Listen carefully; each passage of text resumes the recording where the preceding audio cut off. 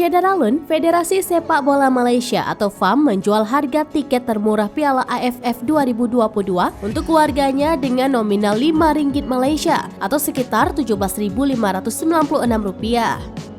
Harga paling murah tersebut ditunjukkan untuk anak-anak usia 6 hingga 12 tahun. Sedangkan tiket paling mahal atau VVIP dibanderol dengan harga mencapai RM60 Malaysia atau Rp211.169. Selain kategori anak-anak dan grandstand atau VVIP, FAM juga menawarkan dua harga tiket lainnya, yaitu premium yang dihargai RM50 Malaysia atau Rp179.912 serta terbuka dengan nominal RM30 Malaysia atau Rp105.552. Sementara itu, daftar harga yang dikeluarkan oleh FAM sangat berbeda jika dibandingkan dengan rilisan tiket milik Indonesia atau PSSI.